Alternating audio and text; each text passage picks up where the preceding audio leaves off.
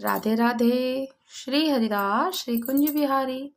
कैसे हैं आप सभी लोग? आई होप कान्हा जी की कृपा से आप सभी लोग अच्छे होंगे और स्वस्थ होंगे।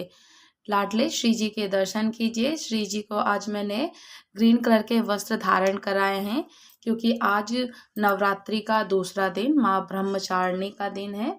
माँ ब्रह्मचारिणी को समर्पित किया जाता है और इनको हरा रंग बहुत प्रिय है। तो इसीलिए मैंने अपनी श्री जी को, श्यामजू को, अपने लालजू को मैंने ग्रीन कलर के वस्त्र धारण कराए हैं। तो आप भी अपने लाल जी के साथ में ऐसे ही माँ भगवती जगत जननी की पूजन अर्चन करते रहें। और हमारी श्री राधा रानी ही माता रानी का भी स्वरूप हैं, तो इसीलिए मैं उनको भी उसी तरीके से ड्रेसअप कर रही हूँ ताकि और अच्छा लगे। तो राधे राधे। माँ ब्रह्मचारिणी की कथा, जो कि ब्रह्मचारिणी की देवी आराधना करने से भक्त के तप की शक्ति में वृद्धि होती है। जितनी भी हम भक्ति करते हैं, तप करते हैं, तो हमारी जो शक्ति होती है, हम लोगों को जो शक्ति प्रदान होती है, उसमें हमारी दिन रात वृद्धि होती ही रहती है।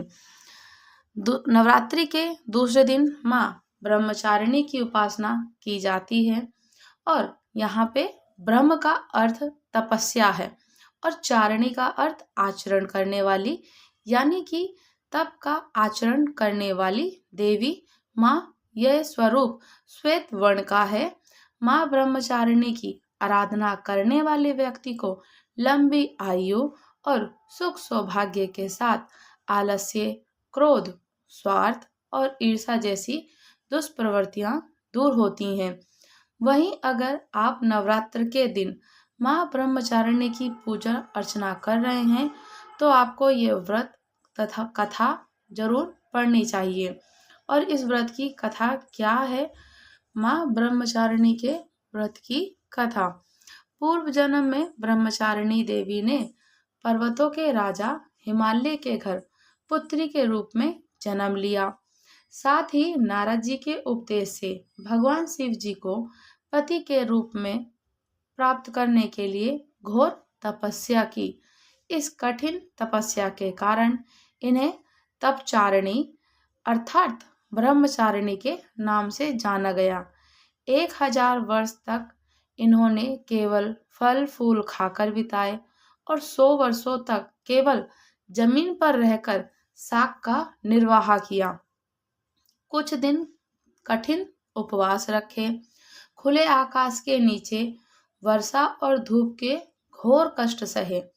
3000 वर्षों तक टूटे हुए बिलपत्र खाए और भगवान शंकर जी की आराधना करती रहीं। इसके बाद तो उन्होंने सूखे टूटे हुए बिलपत्र भी खाना छोड़ दिए। कई हजार वर्ष तक निर्जल और निराहार रहकर तपस्या करती रहीं। पत्तों को भी खाना छोड़ देने के कारण इनका नाम अपर्णा नाम पड़ गया। पत्ते जो बिलपत्र के खाती थी, उन्होंने उसे भी खाना छोड़ दिया, इसी वजह से इनका नाम अपर्णा भी पड़ गया। कठिन तपस्या के कारण देवी का शरीर एकदम क्षीण हो गया।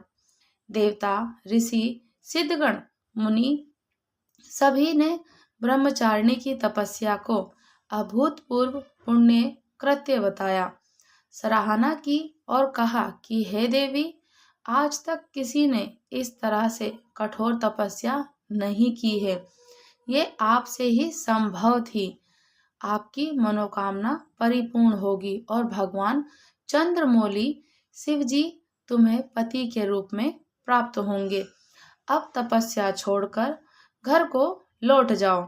जल्द ही आपके पिता आपको लेने आ रहे हैं। माँ की इस कथा का सार यह है कि जीवन के कठिन संघर्षों में भी मन को विचलित नहीं होना चाहिए और मन विचलित नहीं करना चाहिए। माँ ब्रह्मचारिणी देवी की कृपा से सर्व सिद्धि प्राप्त होती है। माँ ब्रह्मचारिणी ने जब जब माता रानी ने रूप धारण किया है, जब जब पृथ्वी पर आई हैं, तब तब हमारे महादेव पिताजी भी आए हैं। ब्रह्मचारिणी का जब स्वरूप उन्होंने धारण किया तो महादेव पिताजी ने चंद्रमौली का रूप धारण किया। तो बोलिए ब्रह्मचारिणी माता की जय हो। जैसे कि ब्रह्मचारिणी माता को हरे रंग का वस्त्र प्रिय है, तो आज के दिन उनको जो भोग लगता है, भोग में उनको शक्कर, मिश्री या फिर खांड आप भोग लगा सकते हैं, और फल में अनार का भोग लगाइए। माता रानी को आप इस प्रकार से प्रसन्न कर सकते हैं। अगर आप व्रत रहते हैं तो एक समय फलाहार और एक समय भोजन कर सकते हैं। और इसी प्रकार से आप माता रानी को हमारे घर में, माँ सबके घर में सुख, संभव, वैभव, सुख शांति दें, और साथ ही साथ मनोवांछित फल भी दें। सबकी झोलियां भरें और हमारी भी झोली भरें। तो आप अगर हमारे चैनल पर नए हैं तो चैनल को लाइक कीजिएगा, सब्सक्राइब कीजिएगा, कमेंट और शेयर जरूर कीजिएगा। राधे राधे। श्री हरिदास, श्री कुंज बिहारी।